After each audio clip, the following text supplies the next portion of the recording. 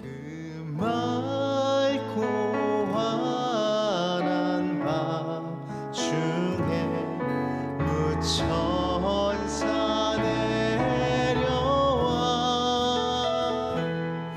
그 손에 빛 받들고서 다 찬송하기를 평강의 왕이 오시니 다 평안하여라. 그 손안하던 세상은 다 고요하도다. 무천사 날개 펴고서 이 땅에 내려와 그때에 부른 노래가 또다시 들리니 이 슬픔 많은 세상에 큰 위로 넘치고 온 세상 기뻐 뛰놀며 다 찬송하도다.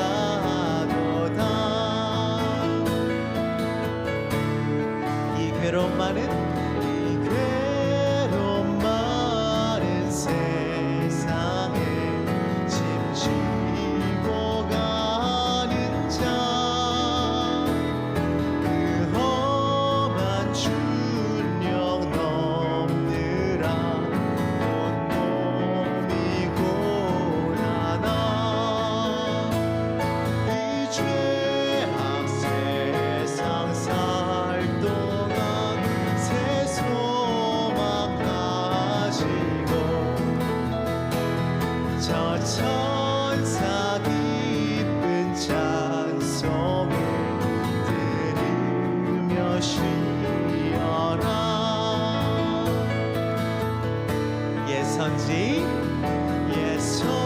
예선지에 언능하여 베들레헴 성에 주 예수 탄생하시니 온 세상 구주라. 저 천사 기쁜 노래를 또다시 부르고 온 세상 사는 사람들 다 화답하도다. 온 세상 사는 사람들 다 화답하도다.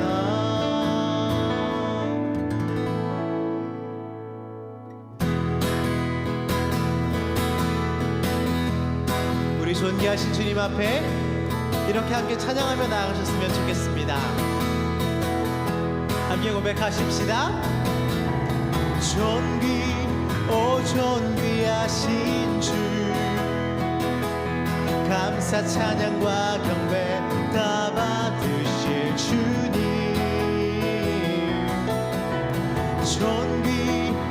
존귀하신 주 감사 찬양과 경배 다 받으실 주님. 찬양 할렐루야. 보좌 위 어린 양께 우리 경배하며 영광 돌리네. 오 할렐루야. 우리와 함께 영광 주는 승리의 용상 만유의 주님. 다시 한 번 더 존귀하신 주 감사 찬양과 경배 다 받으실 주님. 존귀하신 주 감사 찬양과 경배 다 받으신 주님 찬양 할렐루야 보좌 위 어린 양에 우리 경배하며 영광 돌리네 찬양 할렐루야 우리와 함께 영광 주 승리의 용사 만유의 주님 다시 찬양하며 찬양 할렐루야 보좌 위 어린 양께 우리 경배하며 영광 돌리네 찬양 할렐루야 우리와 함께 영광 주 승리의 용사 만유의 주님은 승리의 용사십니다. 주님은 승리의 용사 또 만유의 주님 우리 마지막으로 주님은 승리의 용사 또 만유의 주님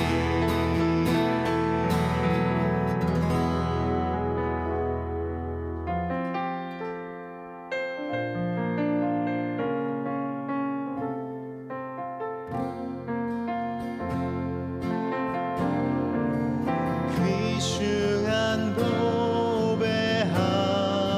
보배함을 주 앞에 드리고 우리의 몸과 마음도 다 함께 바치네 진리는 오묘하고 사랑은 성결해 주께서 탄생하신 거룩한 날일세 주께서 주신 은혜 한없이 크오니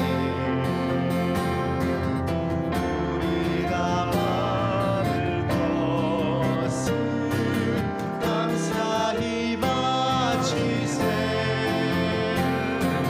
기쁨은 충만하고 소망은 불변해 정성과 마음을 다해 경배를 드리세 들에서 밤을 새며 양치던 목자들 하늘에 빛난 영광 보고서 놀랐네 천사의 기쁜 소식 목자들 듣고서 찾아와 경배하며 영광을 돌렸네 그래서 밤을 새며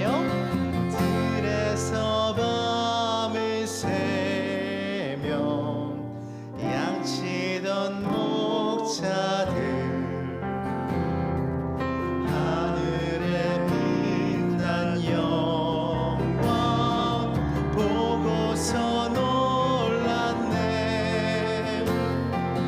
천사들 기쁜 소식 목자들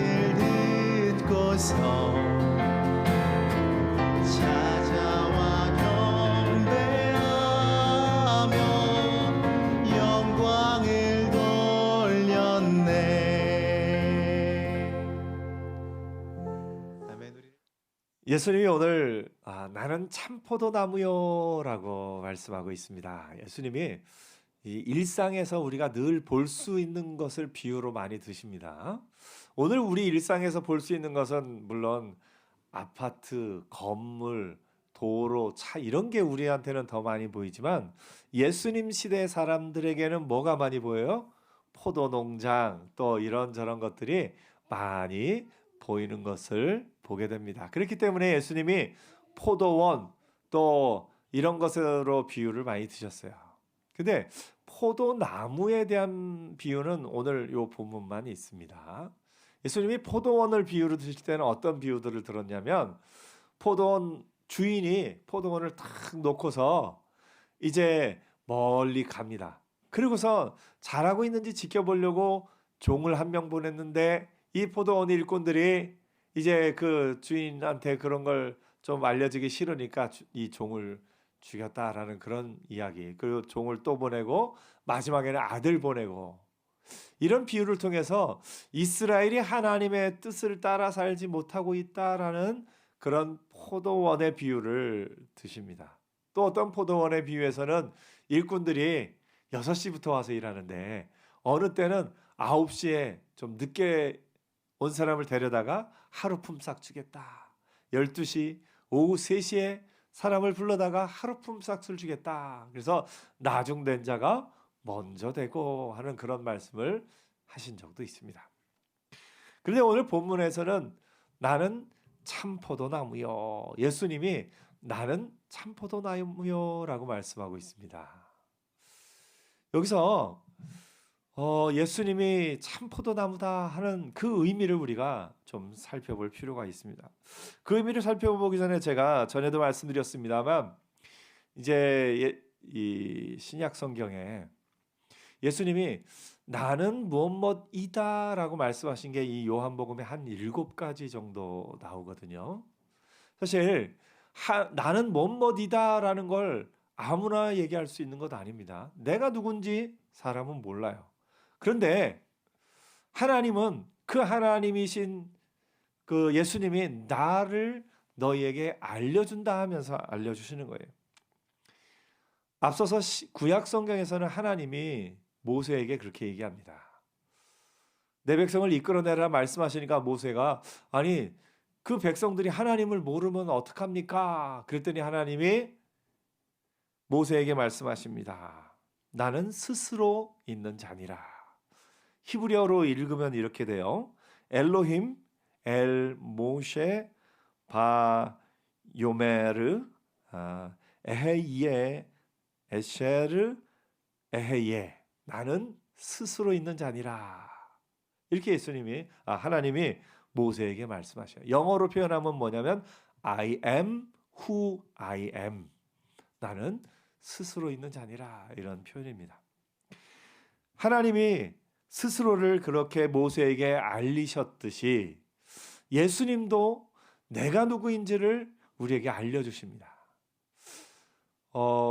나는 포도나무요 하는 게 그 7가지 중에 마지막이거든요. 그 앞에 뭐 했었는지 혹시 기억나시나요? 네, 나는 생명의 떡이니 나는 부활이요 생명이니 이런 말씀들이 있어요. 한번 보도록 하겠습니다. 첫 번째 같이 읽어볼까요? 뭐라고요? 나는 생명의 떡이니. 두 번째 뭐요? 나는 세상의 빛이니. 세 번째 나는 양의 문이라. 다음에 네 번째 나는 선한 목자라.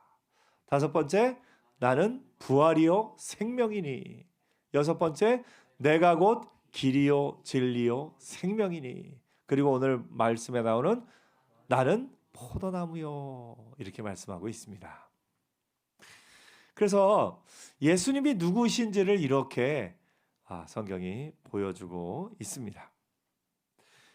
예수님이 나는 포도나무요라고 말씀하실 때 우리는 포도나무에 대한 이미지가 어떻습니까? 포도나무 하면 여러분 어떤 생각이 드세요? 저는 포도나무 참 좋습니다. 왜냐하면 포도를 좋아하거든요. 그 포도나무 하면 이미지가 좋아요. 그리고 많은 열매를 맺는다 이런 이미지가 있어요. 그런데 예수님 시대 사람들에게 포도나무 이미지는 어떤 이미지냐?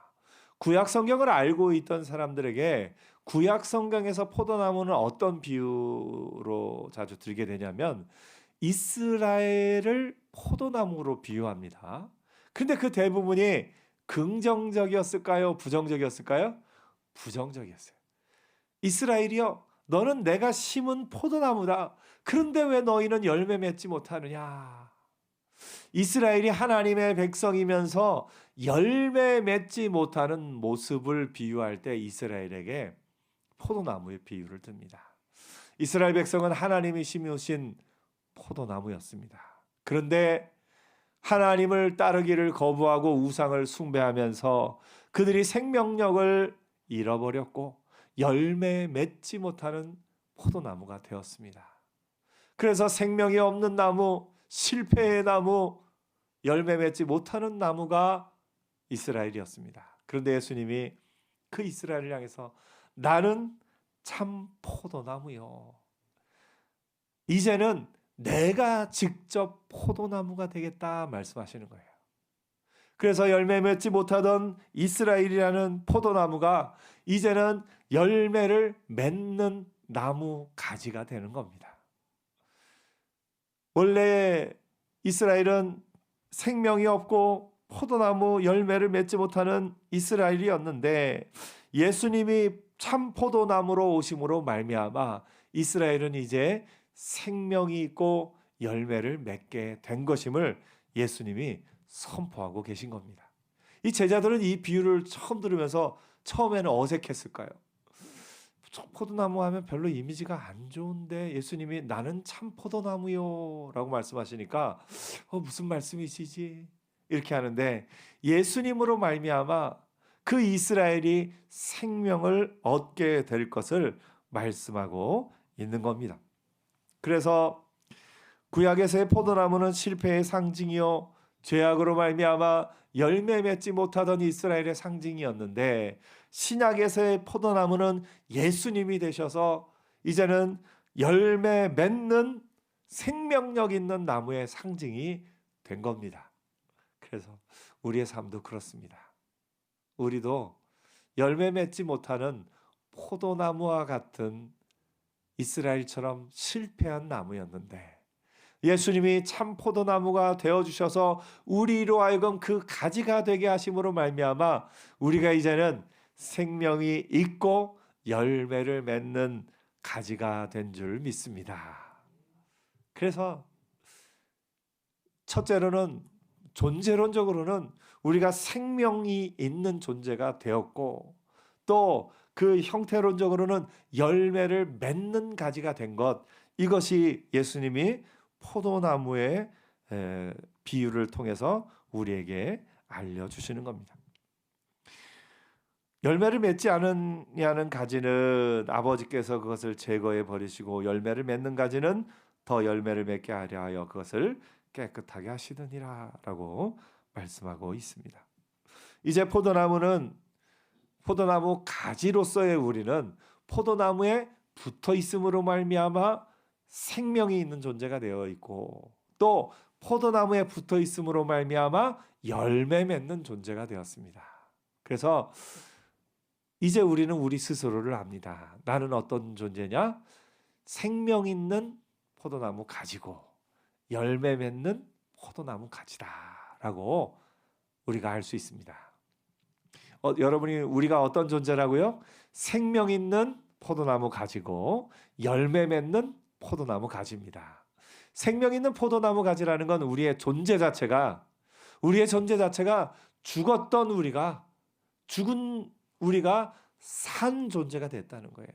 하나님과의 관계가 끊어짐으로 말미암아 사람은 사실은 살아있으나 죽은 존재입니다. 그런데 예수 안에서 하나님과의 관계가 회복된 존재는 살아있는 존재입니다. 살아있는 생명 있는 가지, 이게 존재적인 변화고 형태론적으로는 열매를 맺지 못하던 그런 존재였던 나무가지가 이제는 열매를 맺는 가지가 된 겁니다. 그래서 우리는 살아있는 가지요 열매 맺는 가지로서의 삶을 살아가게 된 겁니다. 누구 때문에요? 예수님 때문에.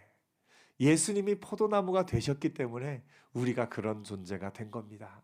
예수님이 포도나무가 되지 않으셨으면 우리는 생명력이 없는 존재였는데 예수님이 포도나무가 되심으로 말미암아 우리는 그 은혜 안에서 생명 있는 존재가 되었다라는 것을 예수님이 보여주십니다. 그러면서 이렇게 얘기하십니다. 4절에 보니까 내 안에 거하라 나도 너희 안에 거하리라 말씀하고 있습니다. 거하다라는 이 동사는 머물다. 머물다. 여러분, 우리가 사는 공간은 크게 두 가지의 공간이 있습니다. 하나는 머무는 공간이고요. 하나는 지나가는 공간입니다. 집은 머무는 공간입니까? 지나가는 공간입니까? 머무는 공간이에요. 길은 지나가는 공간입니다. 그래서 머무는 공간과 지나가는 공간으로 이루어져 있습니다. 근데 우리가 머무는 곳, 그러니까 지나가는 공간에 있을 때 우리는 그 지나가는 공간에 머물지는 않죠. 도로 위에 머물지는 않습니다. 어디로요? 집으로 머물기 위해 가는 겁니다. 그다음에 한 가지, 직장에 있을 때 사무실이라는 공간은 머무는 공간일까요? 지나가는 공간일까요? 한 시간을 기준으로 놓고 보면 머물고 있는 거예요.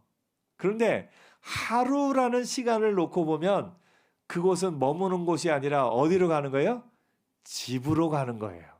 집이라는 머무는 공간으로 가기 위해 직장이라는 곳은 머물러 있는 곳이지만 곧 지나가는 곳이 되는 거예요. 우리의 인생이 그렇습니다. 이 땅에서의 우리의 삶이 머무는 곳입니까? 지나가는 곳입니까? 우리의 삶을 생각하면 머무는 곳이에요. 그런데 영원의 관점으로 보면 이 땅에서의 삶이 머무는 곳입니까? 지나가는 곳입니까? 지나가는 곳이에요. 지나가는 곳. 조금 그 중간쯤을 한번 생각해 보세요. 우리나라에서 근무하면서 미국으로 한 1년 정도 혹은 3년 정도 파견해서 근무로 가 있어요. 그러면 미국에서 근무하는 동안 그 집에 살면 그 집은 머무는 공간입니까? 지나가는 공간입니까?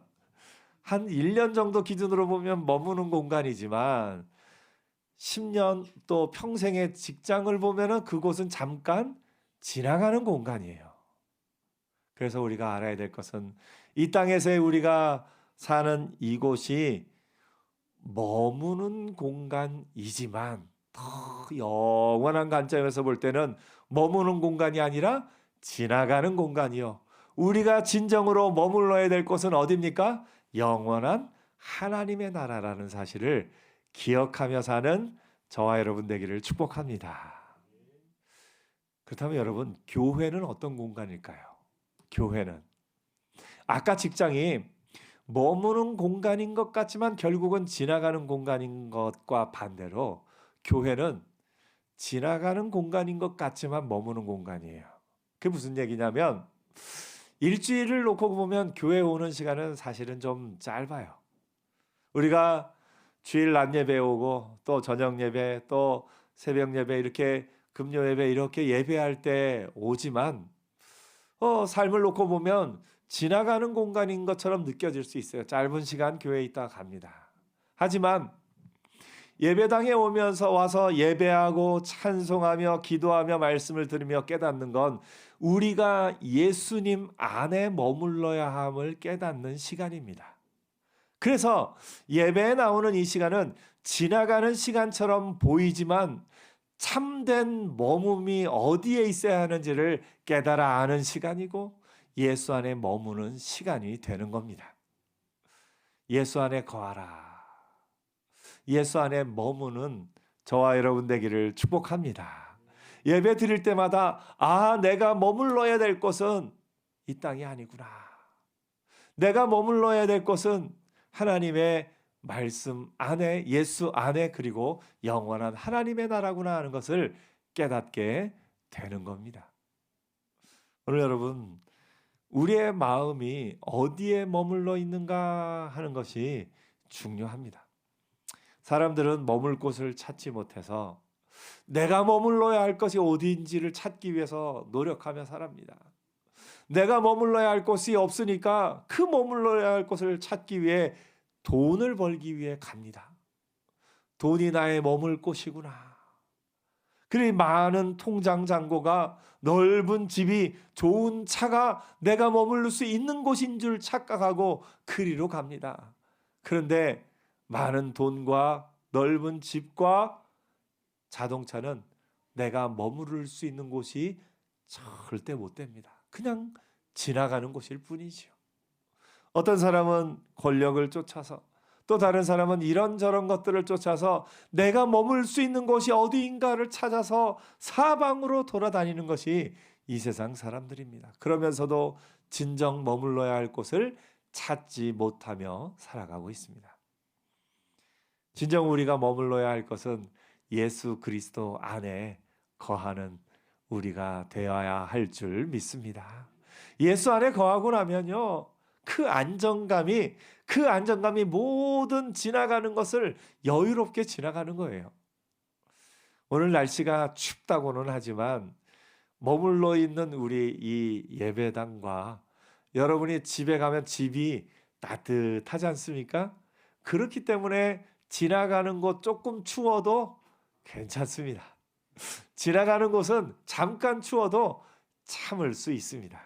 머무를 곳이 따뜻함을 알기 때문에 그렇죠. 만약에 옛날 사람들은 이 뭐랄까 이런 지금처럼 난방이나 이런 것이 잘 돼 있지 않은 때는 머무는 곳도 추우면 그거는 가장 큰 고통이겠죠. 하지만 머무는 곳이 따뜻하면 지나가는 곳 조금 추워도 참을 수 있습니다. 여러분, 우리 머물 곳이 영원한 천국이 따뜻한 곳이네요. 우리가 머물 곳 영원한 천국이 따뜻한 곳이기 때문에 이 땅에서의 지나가는 길 가운데서 조금 춥고 조금 좀 어렵더라도 능히 참을 수 있는 줄 믿습니다. 우리가 뭘 알아야 되면 내가 진정으로 머물 곳이 어디인가, 내가 머무는 곳이 어디인가 하는 것을 알고 나면 그 지나가는 곳의 문제는 자연스럽게 해결이 되는 것을 봅니다. 이번 한 주간 예수 안에 거하고 예수 안에 머무는 복된 저와 여러분 되기를 축복합니다. 예전에는 공간적으로만 머움의 공간, 지나가는 공간이 나누어져 있었지만 예수님은 그 공간을 우리의 마음의 공간으로 바꿔주셔요. 그래서 이제는 예수님이 우리 안에 머물고 내가 예수 안에 머물게 되는 겁니다. 보면서 간혹 혹시 말씀대로 살지 않는 모습을 딱 보면 한번 슬쩍 얘기해 주세요. 지금 예수님 안에 머무는 거 맞아? 예, 여러분 이렇게 좀 이렇게 부정적으로 적용할 수도 있지만 좀 긍정적으로 적응을 해서 아이고 지금 예수님 안에 머물고 계시네요 하면서 칭찬하는 은혜 있기를 축복합니다. 옆에 한번 보면서 칭찬해 주세요. 예수님 안에 머물고 계시네요.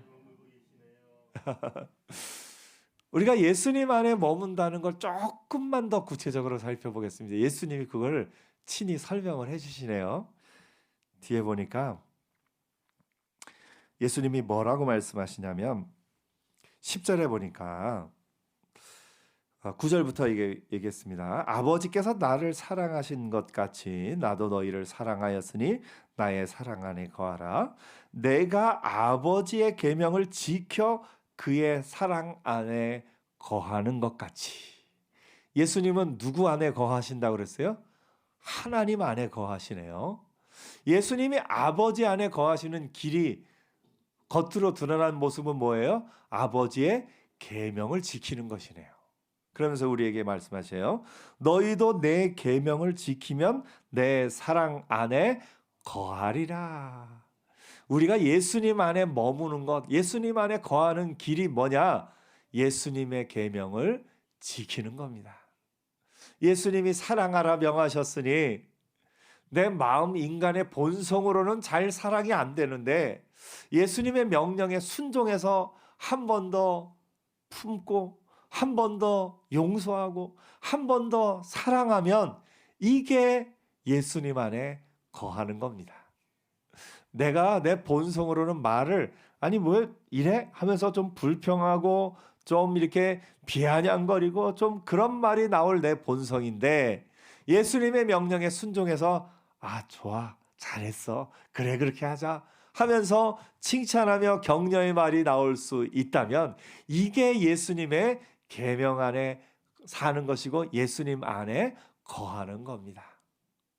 오늘 여러분 이 자리에 예배당에 예배하기 위해 하나님 앞에 예배하기 위해 나와 앉아 있는 이 순간 자체가 예수님 안에 거하고 있는 거예요. 예수님 말씀에 순종하고 있는 거 아닙니까? 예. 여러분이 옆에 있는 가족을, 옆에 있는 사람을 말로 칭찬하며 힘주고 있다면 이게 지금 예수님 안에 거하고 있는 거예요. 그래서 너희도 내 계명을 지키면 내 사랑 안에 거하리라, 머물리라 예수님이 말씀하고 계신 것을 우리가 보게 됩니다. 그 뒤에도 보면 이것을 너희에게 이름은 내 기쁨이 너희 안에 있어 너희 기쁨을 충만하게 하려 하는 것이라. 이후로 제자들에게는 고난이 찾아올 겁니다. 그런데 고난 가운데서 제자들이 기쁨 안에 머물고 있다면 그것이 예수님 안에 거하고 있는 거지요. 내 계명은 곧 내가 너희를 사랑한 것 같이 너희도 서로 사랑하라 하는 이것이라. 나는 사랑할 수 없는 존재였는데 예수님의 말씀에 순종해서 한 번 더 사랑의 모습을 하고 나면 한 번 더 사랑의 수고를 하고 나면 그것이 예수님의 계명 안에 거하고 있는 거죠. 그래서 옆에 사람이 조금 잘하는 모습 보이면 이야 예수님 안에 거하고 계시군요. 아 오늘 당신의 모습을 보니 예수님 안에 거하고 계시는군요. 그것을 서로 칭찬하는 복된 한 주간 되기를 축복합니다. 나 스스로에게도 하루를 이렇게 돌아보면서 내가 실망할 수 있었고 낭망할 수 있었고 염려할 수 있었고 분노할 수 있는 이런저런 상황들 가운데서 여전히 말씀 안에 하나님의 은혜 안에 소망하며 감사하며 살았다면 나 스스로에게 야 내가 지금 예수님 안에 머물고 있구나 스스로에게도 칭찬하는 은혜가 있기를 축복합니다. 그래서 이번 한 주간은 어떤 한 주간이요? 예수님 안에 머무는 한 주간, 예수님 안에 거하는 복된 한 주간 되기를 축복합니다. 기도하겠습니다.